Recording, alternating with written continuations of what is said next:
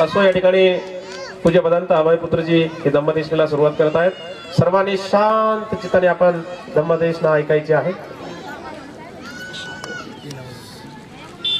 खरं तर मी धम्मदेशनेसाठी आलेलोच नाही. बऱ्याच वर्षाचा 20-25 वर्षाचा सहवास आहे, जुनी ओळख आहे आणि कुठलंही धम्मबांधवांचं कार्य असलं त्या कार्यामध्ये जावं. माझी दिनचर्या थोडी वेगळी आहे.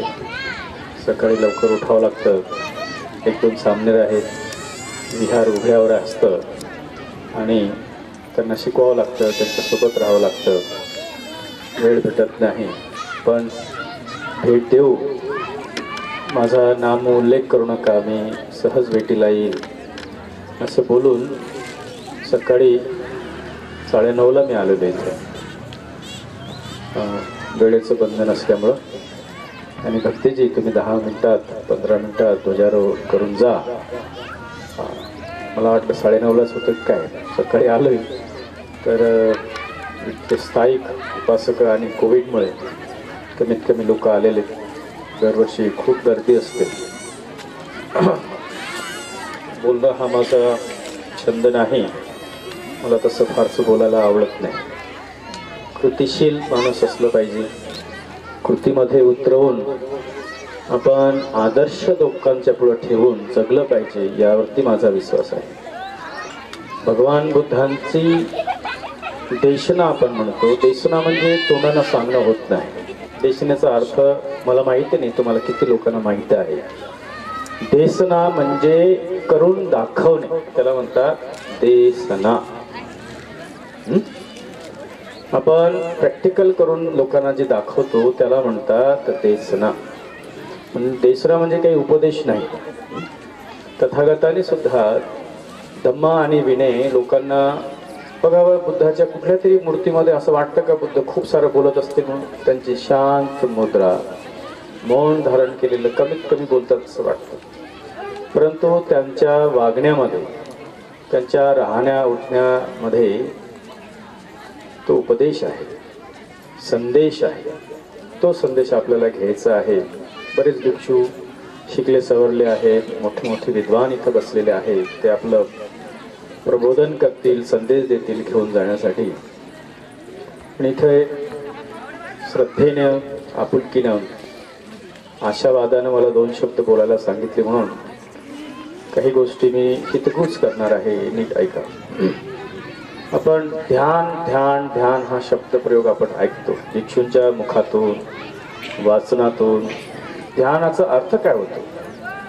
आता 10 दिवसाचं शिबिर केलं तेव्हाच ध्यान समजेल का आपल्याला? नाकातून येणारी हवा, जाणारी हवा बघितल्यानंच ध्यान समजेल का? मराठीमध्ये ध्यानाला काही शब्द आहे का? विदेशामध्ये वेगवेगळ्या भाषेत ते ध्यानाचं रूपांतर झालेलं आहे. चायनामध्ये चांग म्हणतात ध्यानाला, चान. कोरियनमध्ये सन म्हणतात, जॅपनीजमध्ये झेन म्हणतात, आपण संस्कृतमध्ये ध्यान म्हणतो. आणि काय व ध्यान? नेमकं ध्यान कशाने उपलब्ध होईल, काय होईल? तर त्याची सुरुवात खरं तर आपल्यामध्ये आहे, पण त्याच्याकडे आपण लक्ष देत नाही. ध्यान हे आपल्याला शिकलेलं बरंच आहे. मी तुम्हाला प्रेरणाच देईल की तुम्ही जाऊन ध्यान करून यावं. 10 दिवसाचं कोणी भिक्षू शिकवत असतील, कोणी धम्म जाणणारे लोक तुम्हाला ध्यान शिकवत असतील तर ध्यान शिकावं. पण आपल्या व्यावहारिक जीवनामध्ये आपल्याला ध्यान म्हणजे काय, कसं समजावं? आणि बुद्धाचा धम्म हा व्यावहारिक आहे ना. बुद्धाचा धम्म आताच भक्तीने सांगितलं, पुरोहितगिरीवरती नाही. खंड 5 बुद्ध आणि त्याचा धम्म खंड 5 मध्ये संघ हा खंड आहे. खंड 5 मध्ये ब्राह्मण आणि भिक्षू असं एक चॅप्टर आहे, त्याला वाच. त्यामध्ये सर्रास लिहिलं आहे भिक्षू हा पुरोहित नाही. म्हणजेच काय, भिक्षूंनी संस्कार करायचे नाही. मग आपल्याला ध्यान कसं समजायचं? आपण लहान मुलांना एखादं काम सांगतो किंवा आपल्या ज्युनियरला काम सांगतो, नवीन असणाऱ्या माणसाला त्याच्यावर आपण लक्ष ठेवत असतो, त्याला शिकवत असतो. आणि आपण काय म्हणतो त्याला, बघ बघ बघ, नीट ध्यान देऊन काम कर म्हणतो का? म्हणतो का?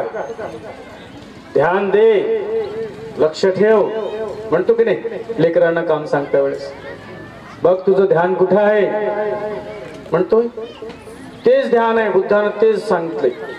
आपण गाडी चालत असताना रस्त्यावर कधी कधी किंवा ट्रकच्या मागे एक आणखी वाक्य वाचतो बघतो, काय? नजर हटी दुर्घटना घटी. एकच शब्द येते, ध्यान, लक्ष ठेवा. म्हणजे काय, आपण कुठलंही काम करत असताना आपलं पूर्ण लक्ष त्यामध्ये असावं. काम नीट होतं, चुका होत नाही. लक्ष असलं तर आपण रममान राहतो त्या गोष्टीमध्ये. तर ही सुरुवात आहे. आपण कुठलंही काम करत असताना समग्रतेने संपूर्ण ध्यान ओतून त्याच्याकडे लक्ष देऊन आपण ते पूर्ण काम केलं पाहिजे. मग ते काम कसं होतं, नीट होतं. एक दुसरी गोष्ट, आपलं चित्त दुसरीकडे भटकत नाही, दुसरे विचार आपल्या मनात येत नाही, अकुशल कर्म घडत नाही. समजलं का? तर ही ध्यान अशा प्रकारे असतं. ध्यान हे आपण आपलं पूर्ण चित्त एकाग्र करून एका ठिकाणी राहू. कुठले असो ते, आता त्रिपिटक उघडलं आपण तर त्याच गोष्टी सांगितले. एकायन कवे मग्गो सत्तानंग सद्या.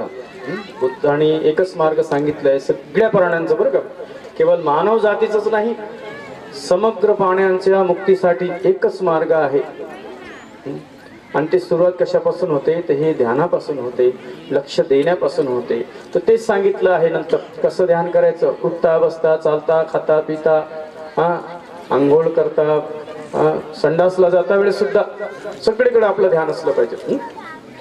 उच्चार पसवा कम्मंग संपजानकारी होती म्हणतात बुद्ध.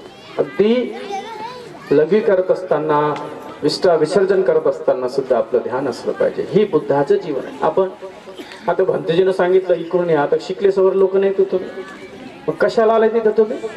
ते म्हणतात सगळे मागचे लोक पुढे या.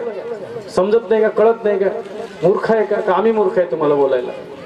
लवकर यायचं. मग कसं आम्ही कसं तुम्हाला सांभाळायचं? आम्ही तुमचे धर्मगुरू आहोत, तुम्हाला आम्ही काही सांगतो ते आचरण केलं पाहिजे. आम्ही ढोंग करतो, तुम्ही ढोंग कर, असं येतो. त्याला कारण आहे, मागचे येणारे लोक ते मागं बसतील. तुम्ही पुढे आलात, लोक इथं पुढं बसावं, मागून येणारे लोक मागं बसतात. आता एक एक गोष्ट जर तुम्हाला सांगून कळत नाही तर आम्ही काय करावं? दगडाला डोकं मारून फोडून घ्याव का? कसं समजा? एक एक गोष्ट सांगितली तर कळली पाहिजे. आता ह्या मोठ्या मोठ्या गोष्टी सांगायचं तुम्हाला आणि तुमच्या डोक्यामध्ये प्रकाशच पडत नसेल तर कशाला? आमचं तोंड दुखतो, गळा दुखतो, नाही का? आणि खास करून जेवण केल्यानंतर तुम्ही खीर देता, कशाची? डाळण्याची. इथं घशाला वस्तू आवाज निघत नाही, त्रास होतो ना. काही गोष्टी भिक्षू सांगतात, चांगलं हितासाठी आहे, त्याला कारण आहेत, नियोजन संयोजन का आपण काय करतो, आपलं धांदल होत असतं, बरं का? आपल्याकडं खूप सारी व्यवस्था आहे, आपण पैसा खर्च करतो, वेळ देतो, पण आपल्यामध्ये नियोजन नाही, सूत्रबद्धता नाहीये. आणि ज्या लोकांमध्ये सूत्रबद्धता नाही, पद्धतच नाही, ते लोक बौद्ध होऊ शकत. शील या बौद्ध लोकांचं आभूषण आहे. शील हे बौद्ध लोकांचा पाया आहे. शीलाने जशी मिलिंद प्रश्नामध्ये शील काय आहे म्हणतात, मिलिंद नागसेन काय उत्तर देतात? नागसेन काय शील असं मिलिंद म्हणतात. तर ते म्हणतात शील हा आधार आहे.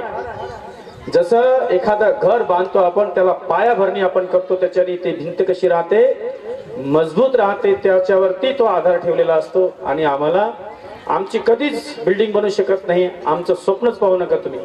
आम्ही कधी राजकारणात जाऊ, स्वप्न पाहू नका.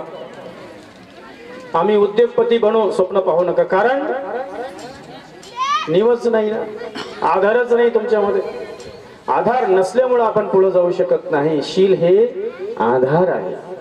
आणि जोपर्यंत आपण हा आधार पक्का करणार नाही, जे सांगितलेलं ऐकणार नाही, आपल्या इंद्रियावरती संयम ठेवणार नाही. इंद्रिय संयम म्हणजे काय?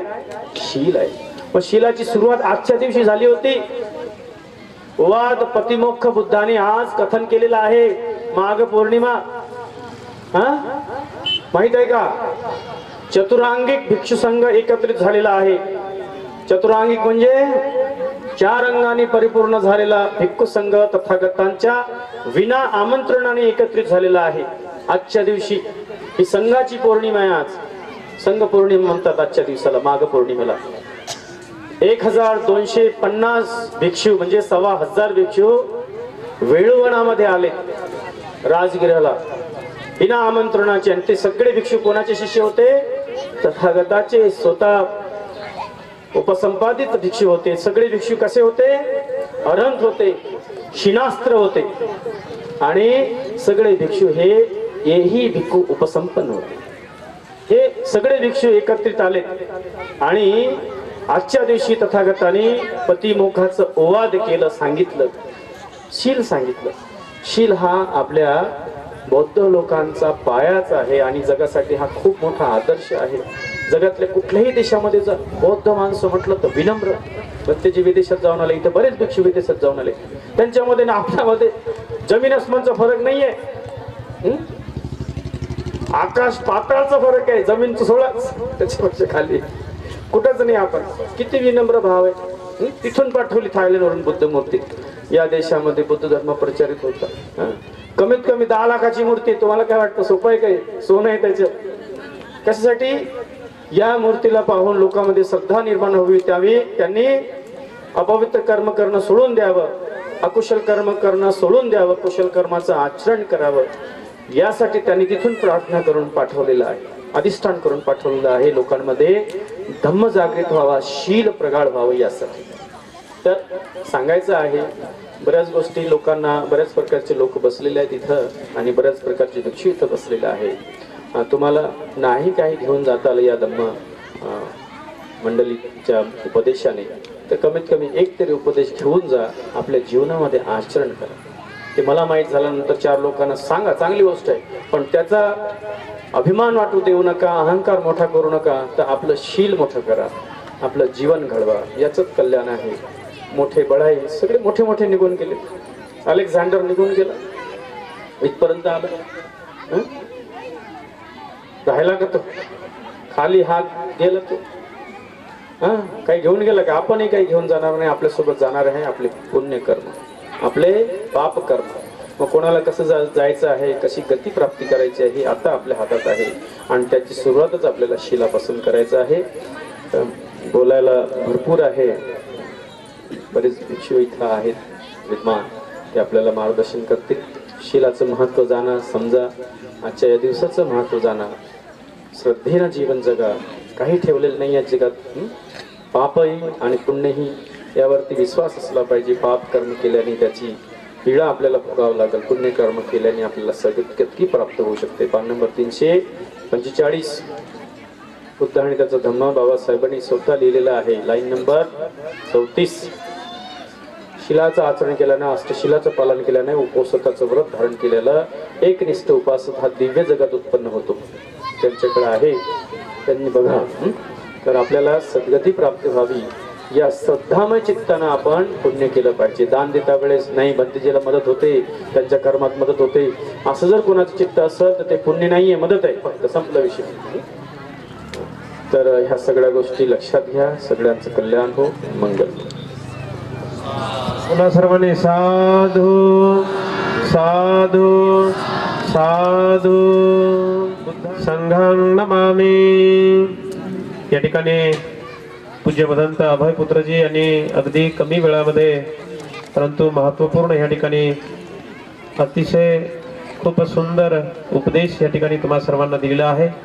भंतेजींच्या धम्मदेशनेमध्ये एक एक शब्द हा अनमोल होता, तो आपणा सर्वांच्या जीवनामध्ये उपयोगी पडणारा आहे.